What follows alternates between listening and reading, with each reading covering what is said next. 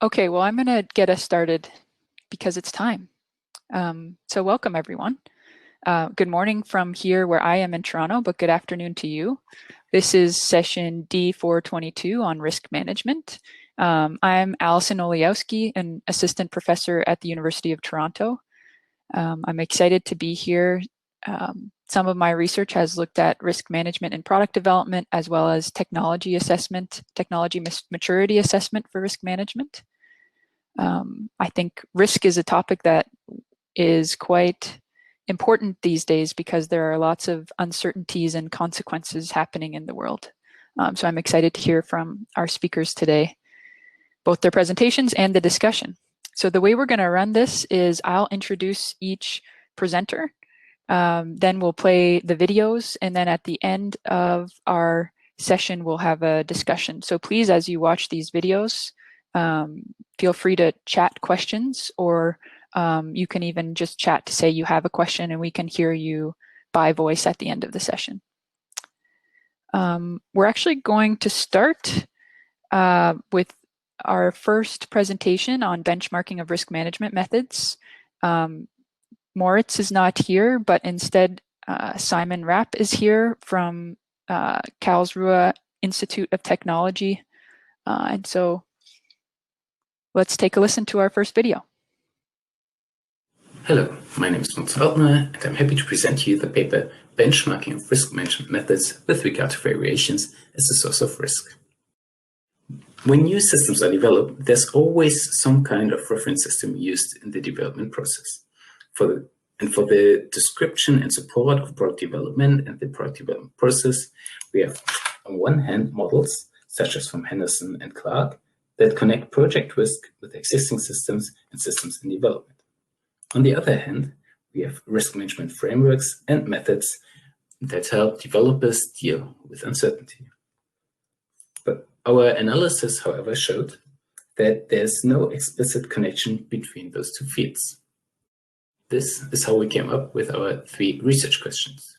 First, we wanted to look at this link between those risks and the relationship between existing systems and newly developed systems. Second of all, we wanted to see if those links are considered in risk management methods so far. And third, we wanted to see how those methods differ in terms of their application area. So for that, we also looked at the PGE, Product Generation Engineering model, which is a descriptive model for the development process, where we have one product that we want to develop and look at reference products that have certain reference systems that we want to use in the product. And those systems go through some kind of variation, one of 3, the carryover, embodiment, or principal variation. And after this variation, they can be put together to form the new product. So this model already uses variation to describe the process. That's why we used it in the next. Our methodological approach can be divided in 3 phases. First, the research phase, where we looked at the links between newly developed systems and existing systems.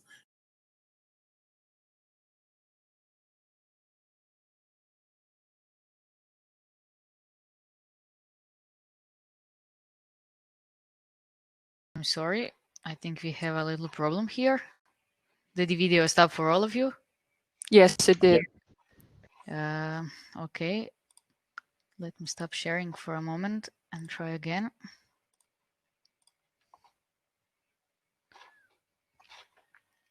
And also at Here we go. Management and risk management methods.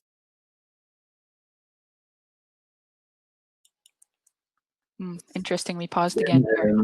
Discovered 62 risk management methods where we clustered similar methods and selected one representative method. We then, out of those clusters, we selected 11 where there's also some kind of use of variation or reference systems. We created the benchmarks where we looked at these methods and analyzed them. And I come to the first out of 3 benchmarks where we looked at the type of variation and the variation description. And we see that if there's no variation considered, there's also no need for description. Second of all, we see that there's implicit consideration of variations in quite a few methods, but no active description. For two methods, we see that they look at deviations in manufacturing, the sensitivity analysis, and the VMEA. And we see that two methods make extensive use of a variation description, where they use those different kinds of variation, which they describe to identify the risks connected to. The second benchmark looked at type of variation and reference system, and we see that quite a few methods only use internal reference system elements. And those could be improved by also looking at other types of reference system elements and thereby using more knowledge. We have two methods that look at a lot of reference systems, but from a very different perspective. On one hand side, the PGE risk matrix, which looks at the product, or the QFD, who looks at the quality and the need of the customer.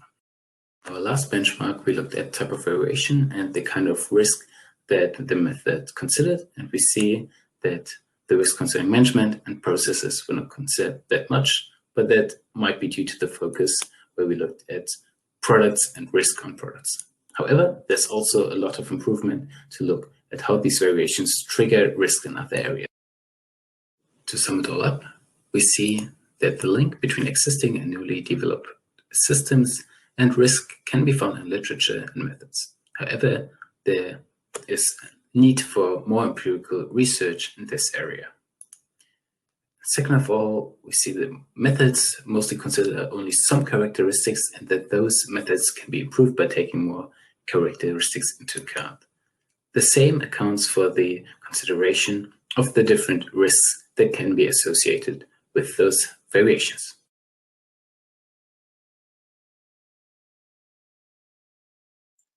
Thank you. Very interesting presentation.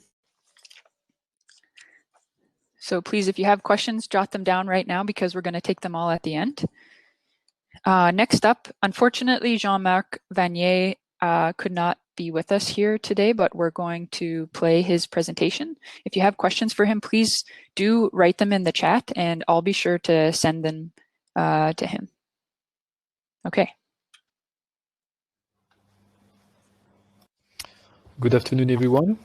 I'm Jean-Marc Vasnier, and together with the following team members, Nicolas Maranzana, Norlali Jacob, Mourad Messaadia, and Améziane Aoussat, we would like to present you the following topic, preliminary design and evaluation of risk analysis dashboards through the technology acceptance model. First, I will put this article into context. Around 40% of all SMEs bankruptcies are the result of poorly developed strategies. Why?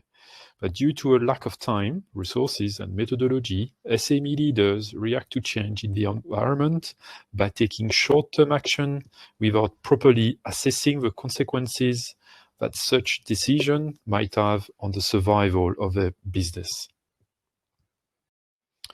The growth of an SME depends on its ability to identify and adapt to its environment risk, as represented below, and then continuously to measure the performance of its key processes. However, this process has little impact on the company profitability unless employees interact with its performance dashboard and take action based on the data collected. From these observations emerge the following research questions.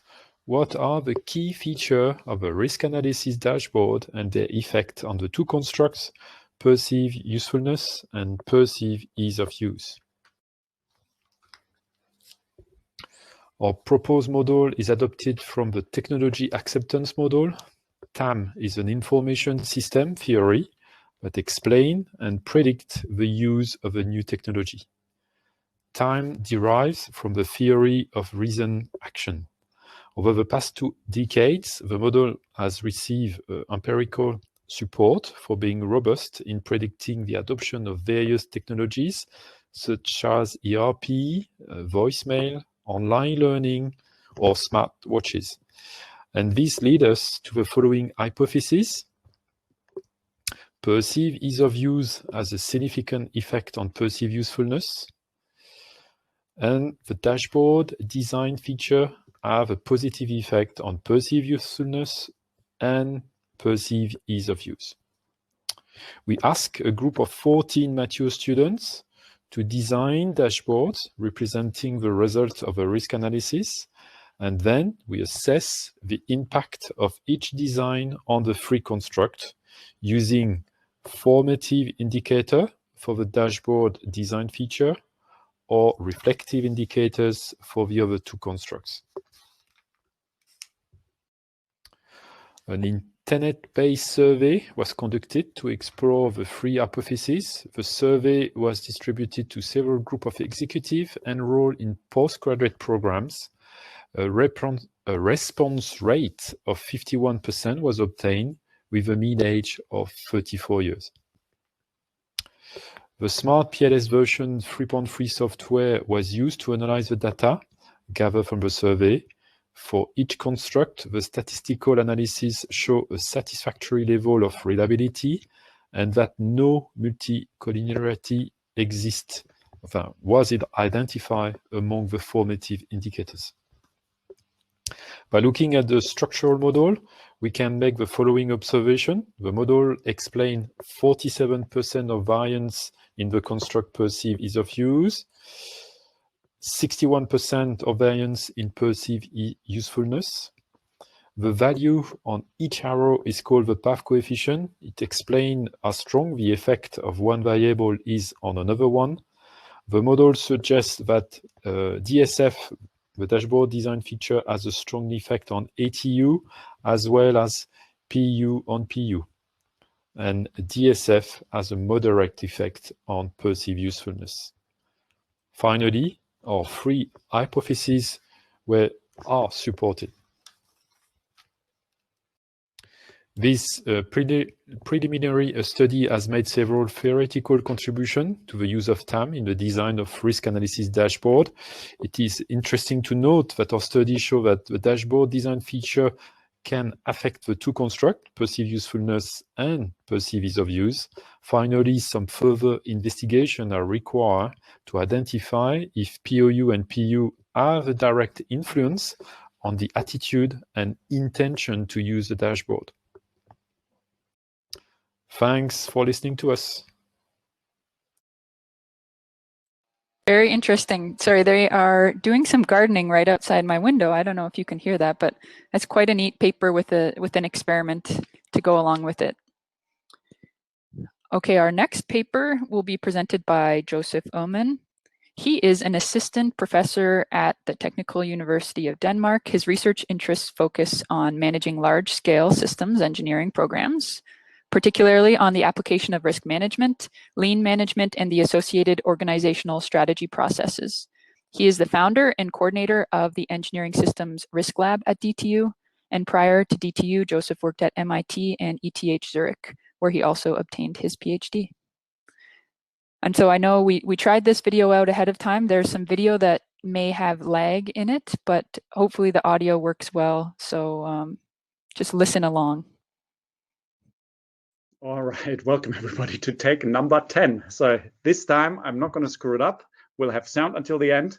The video will keep working and we're going to do it in 5 minutes. Fingers crossed. Today we're talking about a literature review paper that is a co-production by the Design Society's RISC-SIG. So other than myself, involved in the paper were Agnes, Jeffrey, Jesko, and Pelle, as well as a number of members of the RISC-SIG that are acknowledged in the paper that participated in the workshops that led to us being able to write this paper. The focus of our paper are formal, explicit risk management processes, but I think it's important to reflect for a second that that is, of course, not all that we do in product development to reduce risk and uncertainty, but there are also informal processes as well as implicit risk management processes. Think about testing and validation. The paper here, and I think that's important to say, is not trying to be complete. Right? It's not trying to give a complete overview of the entire field, but the idea behind the paper was to collect those publications that the RISC-SIG felt were particularly valuable for people to look into, and then round that out with forward and backward searches around that starting body of papers that we identified. As you can see on the slides, there is a lot of activity in this research space here. So the majority of the papers that are discussed in this literature review have been published in the last 10 years. One of the things that we discuss in the paper are the various sources of uncertainty that underlie risks in product development. And we have sorted them into three major categories. The first one is market-related uncertainty. So think about requirement risks. The second one are uncertainties that stem from the technologies that we use. Think about technology maturity as an example. And the last one are uncertainties based around the management of the product development process or our ability to execute that process properly. The next section deals with quantification of risks in product development. And here we collected a range of specific methods ranging from the intuitive, gut-based quantification to highly formal and structured quantitative methods. Other aspects that are important to keep in mind around risk quantification is what it is that we're quantifying here. So what kind of impact? Is it cost, schedule, performance? How we're quantifying it, especially how do we quantify the impact and the likelihood of something occurring? And you can imagine that depending on how I sort of technically define risk, I will have different structures for quantifying those risks, as well as why we're quantifying. And so it makes a difference if I want to prioritize my activities, if I want to justify certain mitigation costs, or if I want to make a go, no-go decision on my choice of quantification method. We talk about mitigation actions in the paper as well, so you can find that there. And we end the paper with a reflection on the type of evidence that underlies papers in that area. And we group that into three major categories: case studies, where particular risk management activities in an organization were followed for sort of an extended period of time, or at least at a high level of depth. Then surveys that cut across typically cut across multiple product development projects and look at how risk management is performed and what the impact on some kind of success metric for the product development activity were. And other types of empirical studies, for example, experiments. For me, taking a big picture look at this, I think the quality of the evidence is about what we see in a lot of studies around product development. Not great, not terrible. Yeah? So some studies do it better than others. All right, I can't believe it. Did it in 4.5 minutes. So thank you for your attention, and I'm looking forward to the discussion. Okay, thank you, Josef and team. Very interesting. Hopefully we can have some discussions to motivate future work for the people in this room. So our next presentation is Concept Comparison, a Function Integrity Indicator, which will be presented by Robert Wichmann from Swinburne. But before I introduce him, I wanted to point out that this paper is one of the top 10% rated papers by the reviewers' scores, and so it wins an award. Congratulations to the team.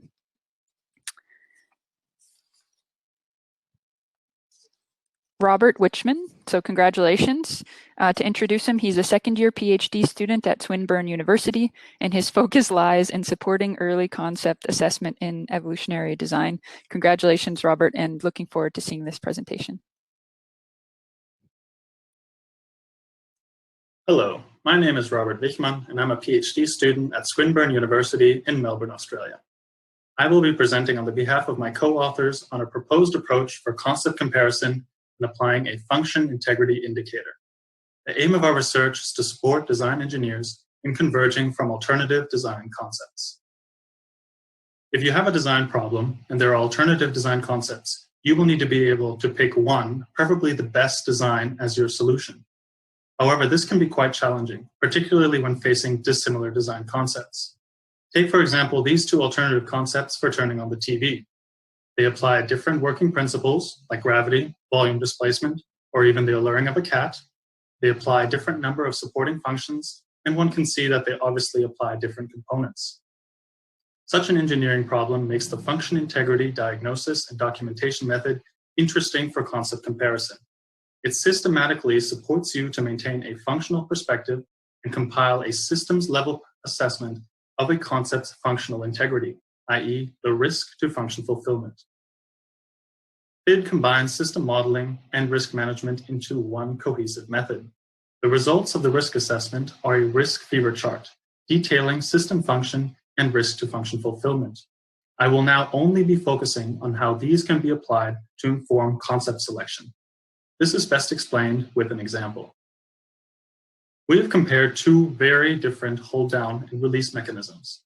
These are small mechatronic subsystems that fulfill two overarching functions on a satellite. As the name implies, their function is to hold down the solar wings during launch and then release the solar wings once in orbit. We can see the different states in the images on the right. As for the alternative HDRMs, they apply different working principles and have different number of supporting functions and components. Concept 1 applies a shape memory alloy requiring 12 processes and 60 components. Concept 2 applies a pyrotechnical thermal cutter and requires 9 processes and 48 components. I will now present the comparison.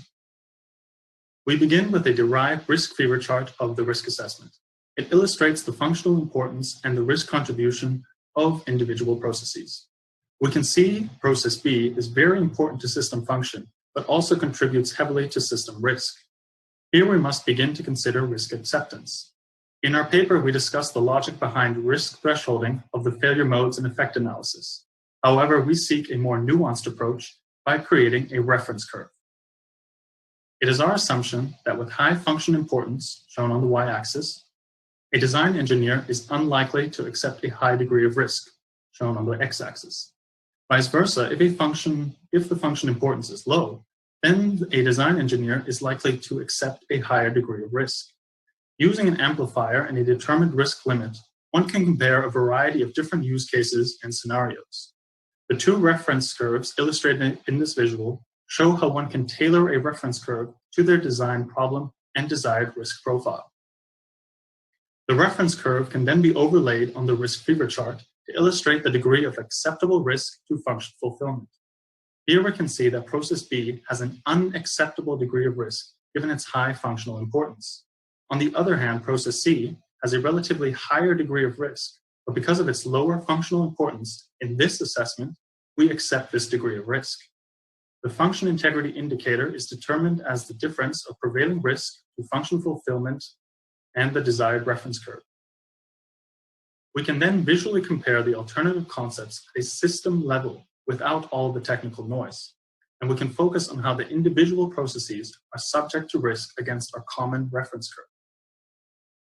We can of course show this quantitatively, where we determine a function integrity indicator for each individual process. This new data can be used to inform concept selection. We discover that concept 1 is the more complex solution. It requires more processes, more components, and we therefore identified over 100 additional failure modes over concept 2. However, despite concept 1 having a greater total system risk, we find that the average functional integrity indicator is greater than the simpler alternative. Based on this assessment, concept 1 is the better option as it is more likely to fulfill its intended function of holding down and releasing the satellite solar wings. We will continue to investigate the validity of function integrity indicator in empirical use cases. I hope our proposed indicator offers you some inspiration for comparing alternative concepts in your own design projects. I thank you for your attention. Excellent, very interesting, Robert. So again, congratulations to you and your co-authors, Boris, Kilian, and Benedikt. You will be receiving the reviewer's favorite certificate after the conference.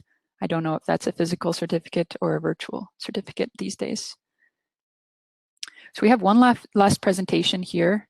Although we haven't been able to track down Roberto or co-authors Egan, Tomislava, Josef, or Jean-Claude. If you are here, we'll start your presentation, and please chat or request audio and video so that you can participate in the discussion, please.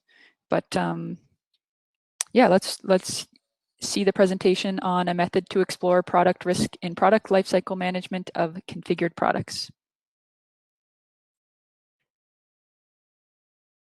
Hello, my name is Roberto Riascos, and in the next minutes I want to talk to you about a method to explore product risk management in a product lifecycle management of configured products environment. Within a large PLM transformation in our company, we realized that we wanted to do risk management better. We wanted risk management to be more in the middle of our product development process, and we needed to define for this a new tool. For this, we declared a new product in our project, which was then developed in an agile approach. The first thing that we did is that we took a look at the capabilities that we expected from our to-be tool. We looked at capabilities not only from the out-of-the-shelf products that we knew, but we also looked at capabilities from ALM systems, PLM, and ERP systems. We analyzed how strong they are, how strong we want them to be, and how important they were for us. We did a data model, regardless of the tool, where we realized that we wanted our product risk management information to be linked directly to the product data. This realization would influence some decisions that we would take later. We also realized that we wanted to stop doing risk management as a collection of risk lines. This idea of risk lines didn't give us the flexibility that we expected. We realized that a risk line is actually the linkage or the concatenation of other data models that should be linked, but they should be able to be controlled independently of each other, and that they should be able to be reused independently of where they are reused at the moment. We looked at out-of-the-shelf products to meet our expectations, and we found nothing nearly similar to what we expected. So we looked at our PLM and ALM systems.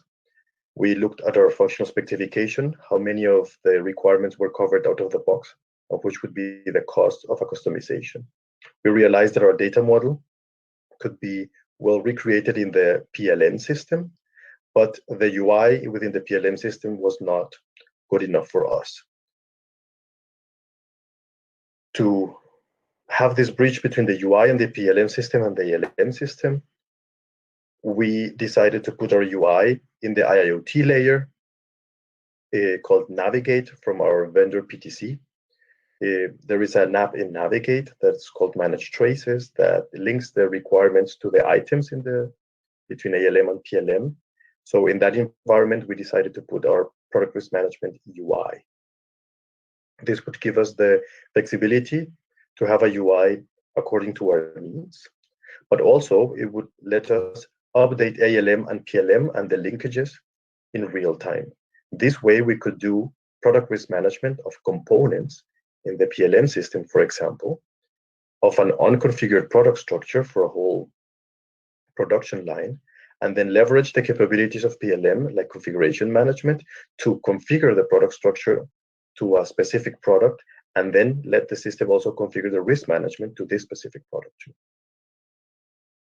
There are some challenges that we haven't closed. For example, when to copy and when to reuse information. We want to reuse information. That is one of our requirements.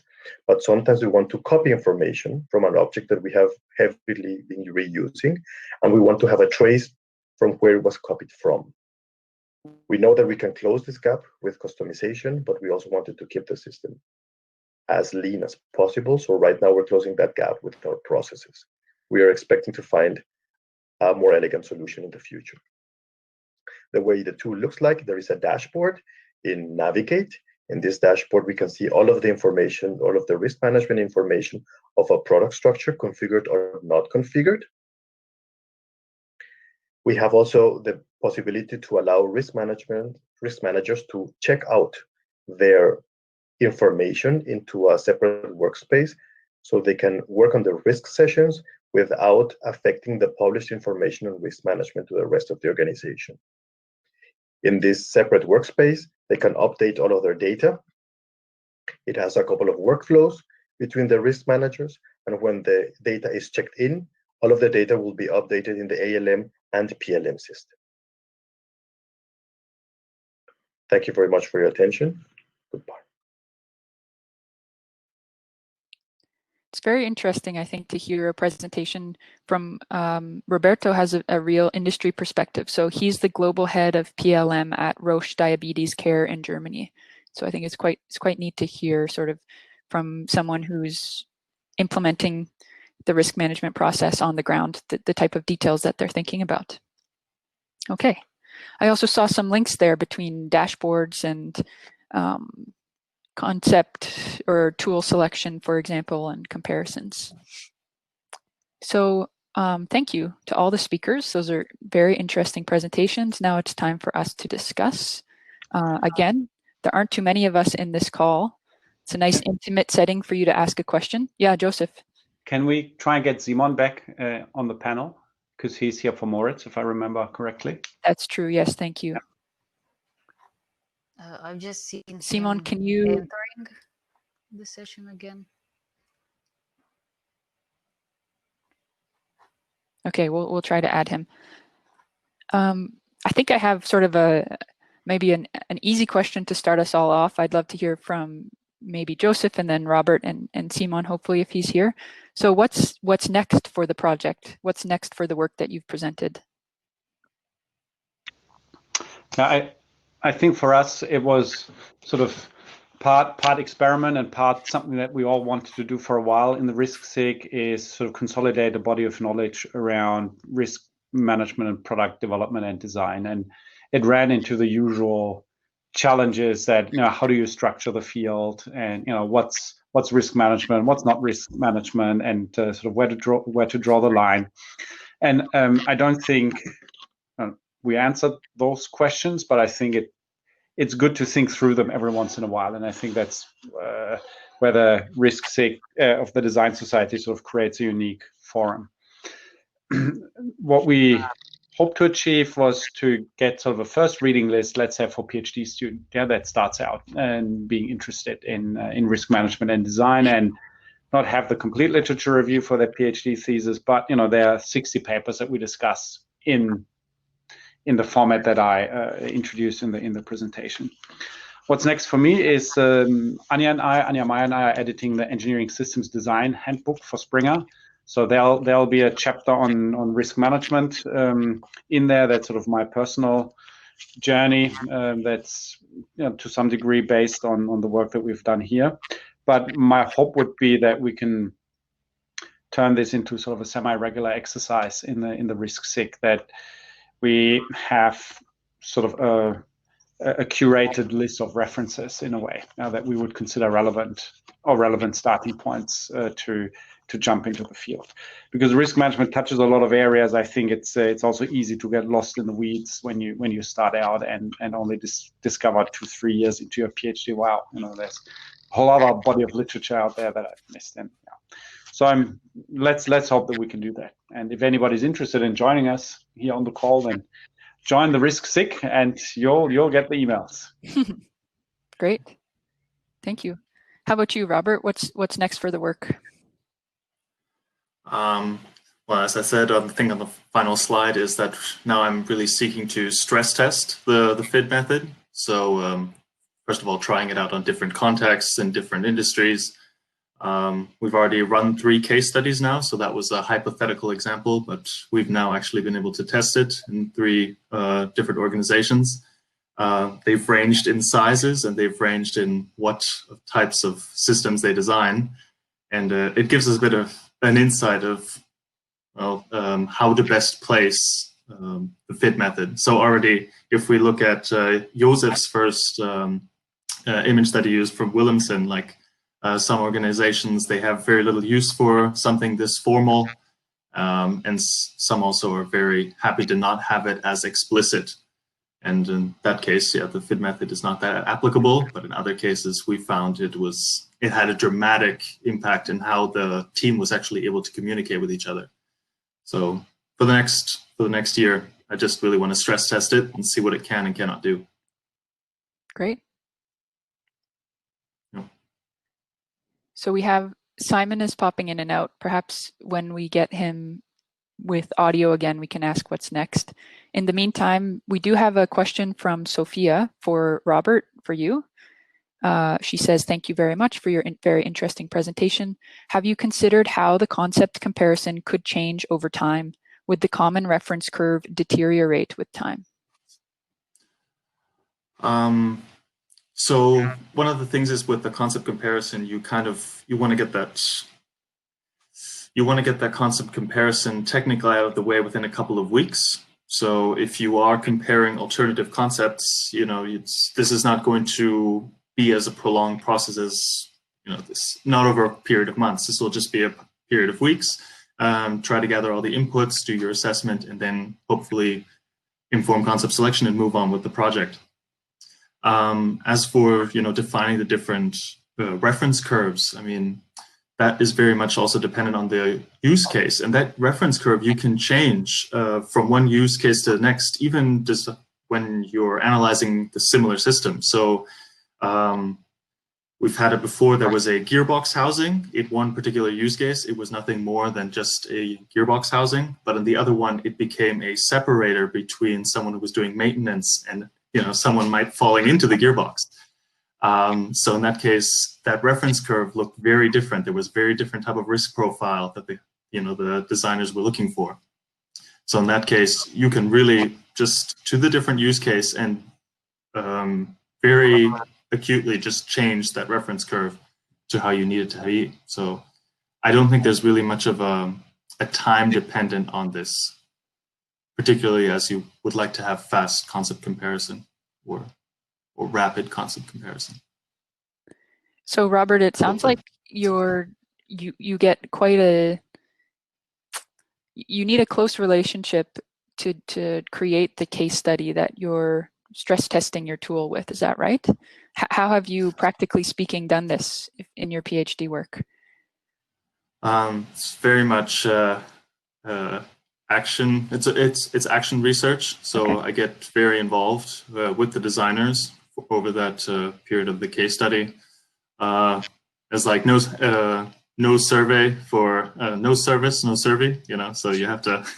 I basically offer the risk assessment and try to sell that with me getting so involved, and it takes some engagement from the designers as well. So system modeling in particular, trying to get all those inputs, that's sometimes very difficult to do, particularly with the larger organizations. Yeah, great. I think we have Simon back. Simon, would you? Can you hear me now? Yes, we can. Yeah. Would you? Nice. Yeah. Would you like to comment on what's next for the paper for the? So what we are quite curious about is looking more into detail on reference system elements on the one hand as an influence factor for risk, because, for example, depending on from where I take my reference, it can make a difference in development risk. If I use elements that are from my own company or maybe even within the team, then the risk and tendency is lower than when I'm looking at things from a competitor, for example, or from other branches. So that's one thing that we're interested in. And the second direction is looking at the influence of the different types of variation, how they contribute to risk. Like in tendency, carryover is less risky probably than embodiment variation. And this again in tendency is less risky than principal variation, but there are certainly exceptions. So carryover can also be quite risky if you don't, or if you change the context where a system is operating, for example. So these are the relations that we want to look into in more detail. Yeah, neat. So again, I'll invite people to ask questions in the chat, but in the meantime, I do have a question. I noticed Simon and Moritz's presentation ended with a call to action to further this research with some empirical research. And I wondered, Josef, from your perspective, having kind of taken a big look at what's out there, I guess I want to ask, do you think there's a gap in terms of the degree of empirical research in the risk management field? And do you think we need to do more of it? Or do you think we need to do more of everything? It's a really interesting question, because of course everybody always complains that there's too little evidence for the kind of claims that people are making, and I don't think it's specific to risk management that we also love developing these prescriptive models. Yeah, we're all after the one way of doing it right, that is better than how we've done it in the past. And I think the fundamental issue there is sort of three aspects that we have to keep in mind. I think one is that there's no one-size-fits-all solution. Different things are going to work for different contexts. And so I think the first step has to be to understand the different kinds of contexts that are shaped by, let's say, the risk profile or the capabilities of an organization, or the expectations regarding reliability on the technical side, or cost accuracy on the managerial side. And then I think that then brings us to our theoretical framing of risk management. I think we still have a lot of work to do. Well, we have to understand, be able to describe the context. Then we have to describe in some meaningful way the bits and pieces of what we mean when we say risk management. So a theory of risk management, if you want. And then the third element is then the quality and the power of the empirical data and the different kinds of empirical research that I can do, and understand how that links to both our theoretical framing and the context.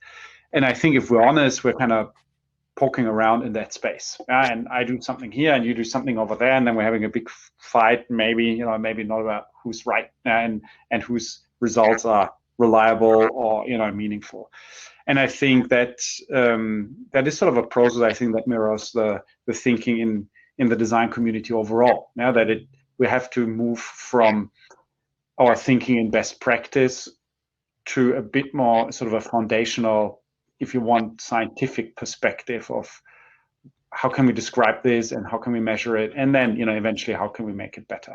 But we like jumping in at the deep end and starting with how can we make it better, and then kind of back fit everything else under that. Yeah, Robert, I noticed you were nodding a little bit. Do you have anything to add there? Oh, well, he mentioned, first of all, finding the right context, particularly when he mentioned like it doesn't fit for everyone. And that's exactly one of the things that I was looking for. And that's why I commented on his very first slide, because already through just those few case studies that I have done, like already there, some would pursue risk management very differently than another organization, simply because of the culture that they have in that organization, through their size, through their ability to interact with each other. So yeah, I can definitely concur with that. But actually, I would like to ask a question myself, and that is, how do you sometimes communicate if you are doing risk management well? Because I mean, we sometimes like to speak about failures, about the misapprehended risks that were not mitigated successfully, so that there's a failure, and then those are very obvious in some cases. But then how do we sometimes articulate when we're doing something well? So I'm technically struggling with that as well. Like, okay, I'm trying to say this is a good method for this particular context, but then the proof of that is sometimes not evident at all. So if Josef could comment to that, when you're good at risk management. And maybe somebody else has a response to that as well. So type away in the chat, or Simon, you just speak up. I think, Robert, the reason why that is hard is because a few things are happening there at the same time. And I think Alison also has a few things to say about that, because Alison, you worked on TRLs, and I would argue that TRL, a fantastic risk management tool, if you want to call it risk management, and people like it and they use it, and then to varying degrees of success, as you have investigated in your work. But I think they would say, oh, this is a good tool because I consider it helpful as an engineer. It helps me solve a concrete problem that I have in my design. And I think that's the first thing that we need to pay attention to, that risk management shouldn't be this activity that somebody does in the basement because you have a compliance requirement where you need to tick a box that says somebody in my organization did risk management. I think that's the first aspect. And because we're excited about risk management, we run around and call everything risk management, and nobody wants risk management. They couldn't care less. They want to de-risk their product, maybe, yeah. But how can we sort of start merging risk management into my requirements, definition, into my design process, into my exploration of alternatives, into my testing and validation? Yeah, because how can we make it disappear in that? And I think TRL, I'm just picking on that. I think Alison, just a good example where 100% risk management tool, but people just see it, not necessarily as that. And then I think there is a second sort of human nature aspect. We can call that the prevention paradox. Yeah, and you see that. I just had a post from a Danish politician on my LinkedIn feed saying, "Oh, all these all these measures that we're taking for COVID are totally overblown. Yeah, because we have so few." So we don't need to do that. Oh no, we lost Josef, but I think I know what he's saying here, the prevention paradox, which is that we aren't in biology or neurobiology where we can clone mice and give one treatment to one mouse and another treatment to the exact same mouse. We can't. Especially with the companies we work with, we're not able to say, don't use our risk tool this time. Don't catch a risk. We'll compare what you do to what happens when you do use our tool and try to catch a risk. So it's very hard from that perspective to measurably demonstrate the value of our work. But I think Josef's making a good point that perhaps just use of the tool. Oh, Josef's back. We can add him. Use of the tool, which is the perceived usefulness from the designers themselves, is an indicator of value. And I think actually it's quite interesting that the second presentation, I believe, did use usefulness of a dashboard as a metric to kind of judge the usability. In fact, while we wait for Josef to come back, Robert, that's a question I had for you. Have you done any work on refining your tool into a user I guess not a dashboard, but I mean the UI of the tool? Is that something you anticipate? So I've definitely gotten better in teaching the method, that's for sure. So at the starting point, in the beginning, it was a struggle to first communicate. So what are my inputs that I require? So it was hard to actually get people to engage, but over time I've gotten a lot better at it. So those inputs, they're much easier to gather. And as for the usability, so yeah, it's now, I just implemented all in Excel. I could do the entire project all just in Excel. So it was just easy for me because I was able to then go from case study to case study and use the same type of format. And then of course, then it allows me to compare it over my different case studies. But beyond that, no, I have not. Gotcha. So hi, welcome back, Josef. We had Jeffrey in the chat also, I think, give an answer to your question, Robert, your tough question, which is that risk management works well when organizations are considering risks appropriately in all design decisions, selecting options that are consistent with their risk tolerance. So I think like Josef was saying, it's not an add-on, it's not something in the basement. It's truly integrated into the process. Simon, do you have any thoughts on that? For me, in addition, maybe I think an indicator for good approaches is when people looking back, for example, on the project and reflect what were the challenges. If they have models with which they can understand and explain why these challenges occurred and can explain them in a way which they can then use for the next project to look forward. And I think that would, for me, be an indicator for good working approaches. Yeah, that's really interesting. Risk management is a sense-making exercise, having them better understand their process and outcomes. That's very neat. Simon, a question I had for you in your paper, I like the way you've picked dimensions by which to analyze existing techniques.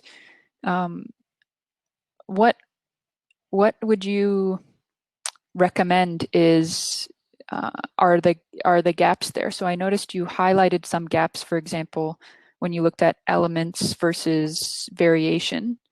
So sorry, my question isn't very well formed, but I guess what I'm saying is, should there be so many tools that we cover each of your X and Y axes spaces? Is that an ideal risk management tool set? Or should we be focusing on some areas of your XY plots? That's a good question.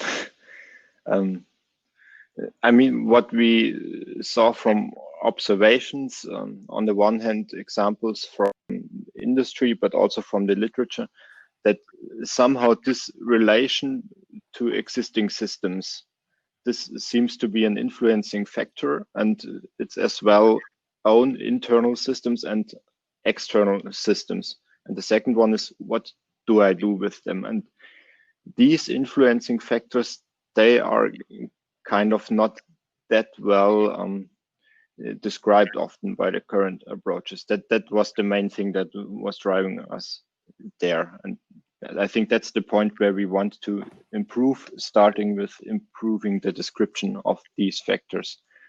But for me at the moment, it's hard to say, okay, we need to cover all these fields and at the best with one tool, and then we have achieved it. That's kind of hard to say at the moment. Okay. Do any of the panelists have questions for each other, or I'm still looking at the chat here to see if there's any questions from our audience?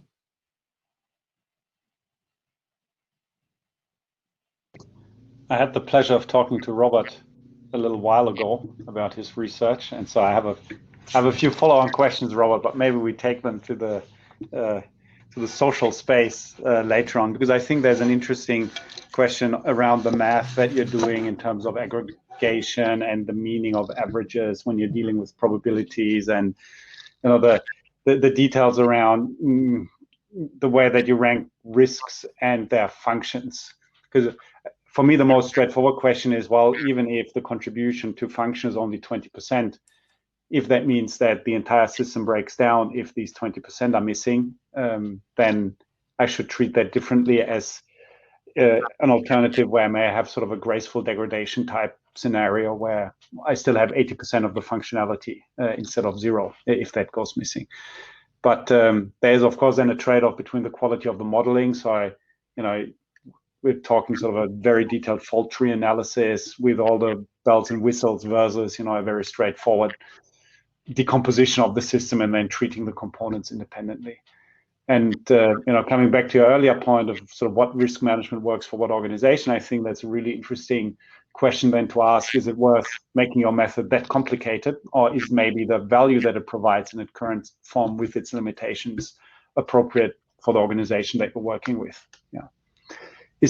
What are your thoughts around that? Let's say the fidelity of expressing the relationships between the risks and these threshold risks and critical impacts and so on. Okay, so yeah, thank you for that comment. And yeah, I remember you mentioned a similar comment earlier from a previous conversation. Yes. Yeah. So as said before, to place this to place the fit method, that I'm really trying to articulate that very well, because as you said, if there are limitations, and if it's too down the track, and I mean, first of all, it's concept comparison. It's still hopefully in the concept stage. So at a certain point, if there's already too mature of a design and we're trying to really identify or really articulate some risks, there we might have some limitations, and maybe some more in-depth analysis might be better suited to do that. But on a concept stage, I think it's pragmatic at the point where it sits, or where at the point where I've applied it. And yes, you're also right. The dependencies between different functions or those different transformation processes, and how a failure then could propagate through the system if just one fails, even if it is negligible or it has negligible functionality, depending on its dependencies, that could really propagate into complete system failure. And then, well, that negligible function, it doesn't matter because it becomes something bigger. However, through the value stream mapping that we use to actually capture that, the engineers that I have interviewed, they perceive it, or they feel that it does capture that relationship quite well. So in regards to just that example that I showed, just with that hold down and release mechanism, there are some ejectors in that, some springs, and a lot of those have multiple springs. So it actually does a different degree of how that spring actually does that ejection. So it goes from just one torsion spring, another torsion spring. And if one of those fails, in fact, since it's built in such a way, 3 of the springs can fail and 1 will be sufficient to actually get that whole system going. In that case, yeah, for some there's a high risk acceptance for one of these springs. Of course, if all 4, then we have nothing will move up there without any bit of beginning inertia. I understand that point, and that that failure propagation, that is something. I think, as you mentioned, I think there was a whole other magnitude of mathematics that needs to be added onto this. But I think that would be for a much more in-depth analysis, which then would go to Sophia's point. I don't think the extent or the amount of effort that you want to invest in performing the method, it might be too much. Yeah, thank you, Robert. We only have a couple more minutes. I noticed you got an interesting question from Jeffrey there, but I'm actually going to ask if we can just really quickly end on a question selfishly that I have. So at the University of Toronto, we in engineering, we don't teach risk management. And I was curious if you all have thoughts on how we could get better at teaching engineer designers risk management, where I should go to start thinking about how to teach risk management and what to teach. Perhaps this means, Josef, you can plug your chapter again, for example, but what do you think? Maybe, Simon, do you have any thoughts on this? 2 things came up to my mind. So one aspect is certainly teaching proper problem solving in a more generic way, including as an important step if you kind of evaluate or even pre-evaluate potential solutions that you think about risks and chances. So I think that's an essential part of every good problem solving approach. And the second thing is the model that was shown in the presentation, the model of PGE. We are trying to bring that into our courses so that the people become aware of, okay, what am I using as a basis? What is kind of the variation that I'm intending to do, and what potential risks might be associated with that. And as we do so and learn more about that, we also can give them kind of hints as a starting point that we, okay, if you do a principal variation, we have seen this and this and this could happen, so consider it, kind of basically like a checklist format or something like that. Great. I think your method is also very clear. It strikes me as quite teachable. Josef? So we're at 11:15. Sorry, if everyone has 2 more minutes, we'll just go and hear from Josef, and then. All right, I'll try and be quick, because I think that there's a danger here that you inadvertently picture risk management as this separate thing, from the real engineering process. So I would recommend that we think about what are the key risks. And I would say, well, there's requirements risks, there's technical risk, and then there's this capability risk. And then think about, okay, how can I make sure that the students reflect on the degree of risk or uncertainty that they, for example, have in their requirements definition. And that if there's lots of uncertainty, a different set of methods may be appropriate for my requirements management than when this is sort of a smaller change, and we can play that through in the other dimensions as well. And so for me, I would probably argue that, you know, there's a risk management introduction module, but then we talk about risk management as we talk about the other kinds of engineering or also project management activities, you know, for that matter. Yeah, thank you. Robert, how about you? So I've had it previously that it went hand in hand with systematic product design. It was a lecture on its own, but in that course of systematic product design, so just the one lecture, risk management, but it has to be part of the systematic process. Yeah. And we do signal that to our students and how we include it. If we include it in an integrated way, they can understand that. I don't know if it would get if it should be held separate as its own lecture series, but I mean it would merit that definitely. However, if it is ever mentioned, it should be right within the systematic design process. Yeah, great. Okay. Well, thank you all very much for your interesting talks. Also, thank you to Fanica, who's been our great tech support here and video player. Yeah, I hope that we continue these conversations in the social. Also, I see there's been a couple, Jeffrey just sent a link, which is great. And Robert, don't forget, Jeffrey has a question for you. So please take a look at these papers and even, hey, cite the papers if they've motivated some future work for you. Thanks, everybody. Thank you, Alison. Thank you, Alison. Yes. Thank you, and join us on the stage.